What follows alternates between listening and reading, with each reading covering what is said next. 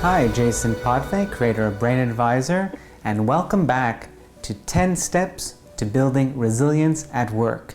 And today we're on step number 5, making decisions and taking action. I really hope you loved last week's progressing on your goals, which kind of feeds into this week's. So let's get started. Now, we all know how important it is to have to make decisions, and we make decisions all the time. What do I eat for breakfast? How do I get to work? Which meeting do I do? Because God knows there's a festival of meetings that are going on throughout the day, and so on and so on. Did you know that there's research out there specifically studying how we make decisions and what are the best ways to go about it? I mean, clearly there's research now for everything, which is awesome. When it comes to this particular topic, we look to Dr. Baumiester. Now, his research in not just decision making, but willpower has been pretty profound in the research arena. Now, what we learn from his findings is that willpower, which links to decision making, is something that is finite. And the decision making process requires energy to make the right decisions for you. Now, imagine that you've been making decisions all day long. Throughout the day, you start to get fatigued. And if you're not taking breaks, so giving your mind a mental break, then what happens is it starts to get more and more sluggish until it kind of just craps out, gives up, maybe flatlines if you're really hard up. The point of all this is we have to kind of give our brains a bit of R&R. And the research world, what we're talking about here is ego repletion, because we have an ego depletion or deficit by taxing constantly our decision-making ability or our decision-making power. So how do we replete? Replete, we'll talk about that in the practices. Another thing to be aware of is also that our brains are making decisions based on our values. So if our values are not understood and are not in alignment, well then we might not be making the best decisions, or we might have some challenges and might even use up extra energy trying to force these decisions into play.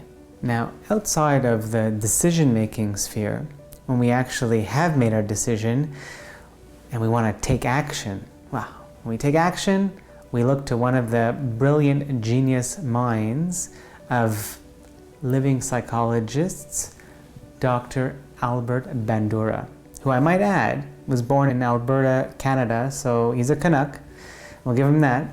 And he's up there with the top tier psychologists like Freud and Piaget and Skinner. So Dr. Bandura studied self-efficacy most of his career. Now, self-efficacy is, taking that action. Actually, I have a great quote. In order to succeed, people need a sense of self-efficacy to struggle together with resilience to meet the inevitable obstacles and inequalities of life.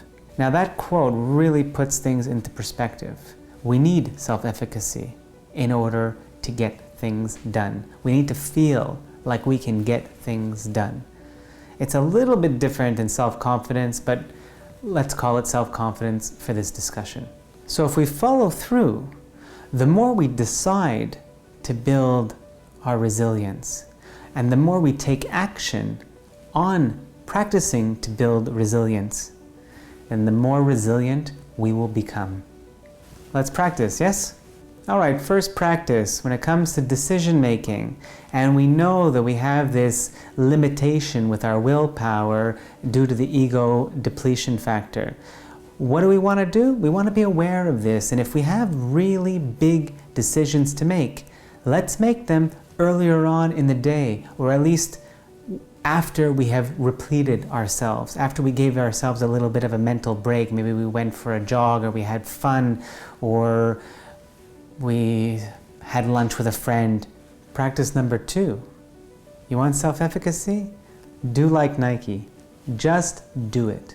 Now, I know that there are probably, I believe, 5 research-based techniques to raise your self-efficacy.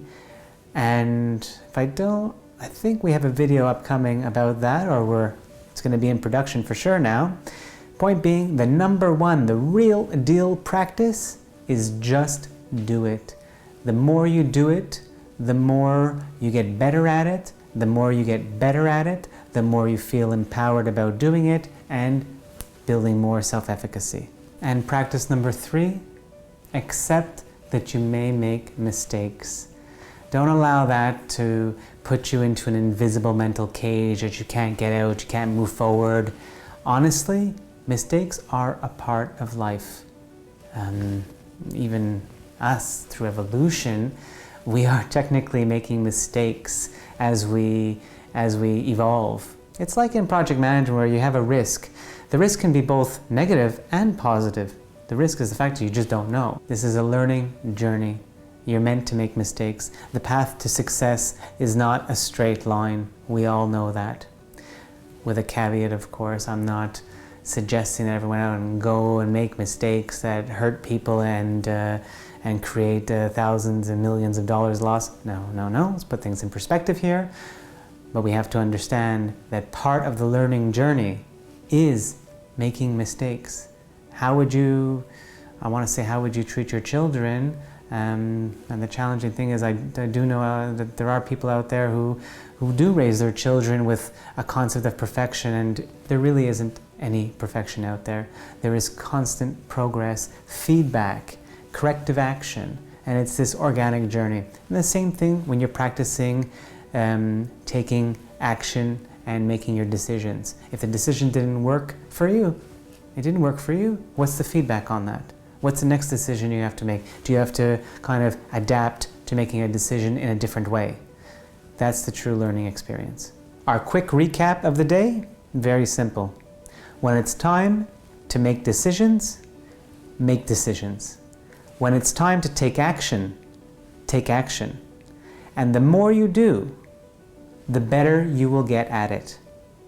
Practice makes progress. Thanks for taking the next step in building resilience at work. As always, we definitely want to hear how this is going for you. Please keep practicing hard. You're doing a great job, kind of building up your grittiness along with your resilience. It keeps you going. If you're near Facebook, give our page a like. If you're on LinkedIn, give us a follow. And if you're on YouTube and these videos are working for you, please like the videos as well as subscribe.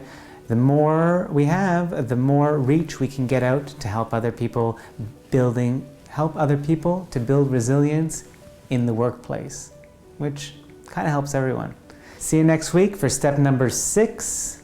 And until then, stay positive. Cheers.